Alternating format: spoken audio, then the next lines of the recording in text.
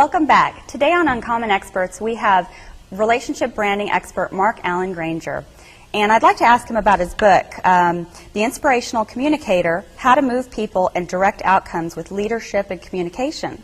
I've heard that you don't want anybody to read this. So that poses a question. What inspired you to write such a book, and how does it affect how is it relevant to today's economy? Oh, very good question. Let me make a revelation and reveal something about myself.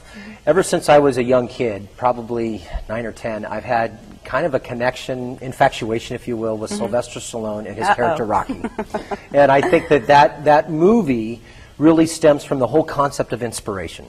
And he created a character that, through 6 movies, was about a character who didn't necessarily accomplish great things. I mean, he did, but he also failed a lot. And it showed the course of a real life and a man who evolves because of the experiences that he comes through. And that story just really connected with me, and I made a decision at a young age to be an inspiration to other people. I don't think that most people think of inspiration as something that they can use as a skill set. So this book is a short read. It's designed to be a short read book because we basically are a soundbite culture now, and we don't have a lot of time. So this is a very short read, giving people the quick fundamentals of understanding exactly what they can do to use inspiration as a skill set to deepen relationships and increase value, to be able to move processes forward, direct people's focus, and bring people together towards a common goal. We can't accomplish what we really want to accomplish in our own life without other people. And I think part of the struggle that we go through as we evolve as people is trying to do it on our own. And when you feel that sense of fear, when you feel a sense of uncertainty, it's a sure indication that you're relying too much on your own faculties.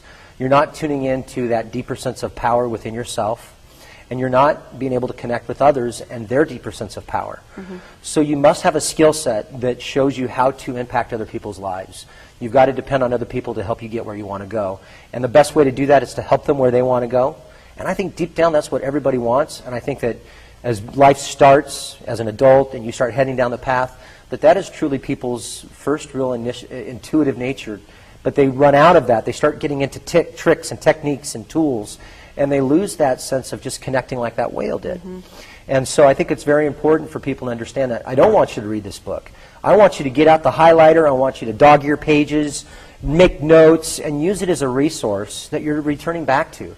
It's simple. It's not anything complex, but it's the kind of thing that if you have as a resource and you tune back into it, it's going to help you make those connections. It's going to help you use inspiration as a tool to really connect and lead people. And so it's important that a book really is something that I think is magical. My life changed when I started reading books in my life. And you can take a book and you can make it something that's very personal to you, and you can use it in a fashion that helps you be able to really, truly touch people's lives. And that's what this book will show you to do. It'll show you how to help people, show you how to bring people together, and inspire them to enter to get out of their comfort zone, because they won't do that on their own. People need to be led, and they're looking for people to inspire them to take that action. Wonderful. And now, and where can people get this book when it comes out in October? They can go to relateyourwaytowealth.com. You can also be available on Amazon. Oh, great. Typical outlets. Great. Well, thank you. Well, we'll send everybody there. We do have a couple questions from the viewers, if you don't mind answering them real quickly. The first one we have in is, how do I develop trust in the first few moments of a conversation? Very good question. Well, I think first and foremost, you can't establish trust in the first few moments of a conversation. Trust is only a byproduct of frequency and repetition. People need to see that you live up to your word, that when you set an expectation that you at least meet it or surpass it. Before real trust occurs, I think what this viewer is talking about really is the essence of rapport. You can get rapport extremely quickly. In fact, that's a skill set I learned about 20 years ago that has made all the difference in my life. And you can't inspire people unless first you have rapport. And so there's a great book on rapport called Instant Rapport. I think it's by Michael Port.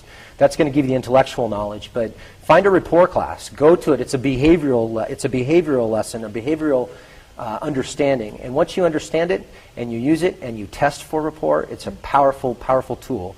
And it's something that gives gives someone a sense of trust within moments of meeting you. Oh, great. Thank you. The next question is, how can I get my point across quickly and effectively? That is more important today than it has ever been. Number one is communicate with an outcome. Before you're going to go talk to a person, you should kind of know what you're going to say. You should know what response you're looking for in that person. Inspiration actually means take air into the lungs. So that's right, like that's what I'm looking for when I communicate with people. So my outcome is to see them take air into their lungs. And if I have that kind of as the nautilus behind my communication, then my words, my actions are kind of all together congruent, and they help people be able to have that response. So the most important thing on being able to communicate clearly is communicate with an outcome, and then take some time to prepare.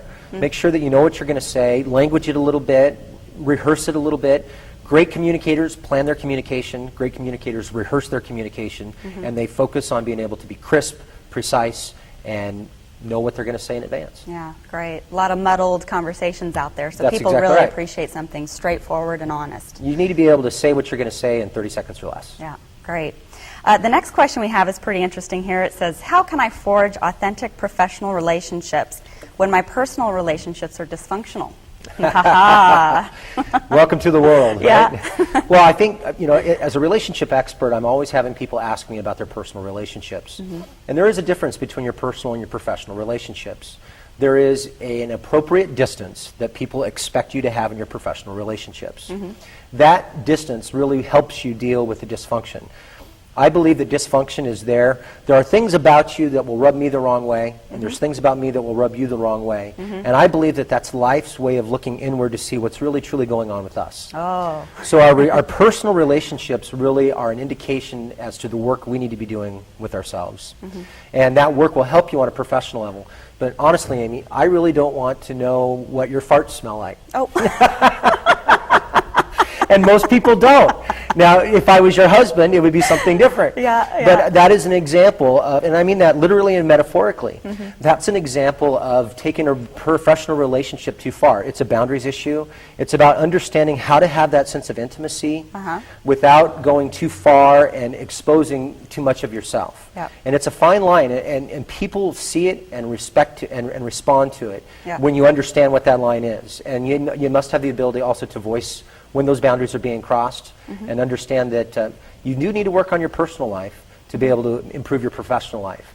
But your professional life is there for you to present a persona of the things that you do well, the things that you do right, and make sure you talk from a space of what you're good at and what you know. Don't talk about what you don't know. Wonderful. Great. Well, I believe that's all the time we have for today. I appreciate your time, and it was wonderful Outstanding. meeting you. Thank you so much. Thank you. Again, I'm Amy Agnew. Thank you for joining us. This is Uncommon Experts.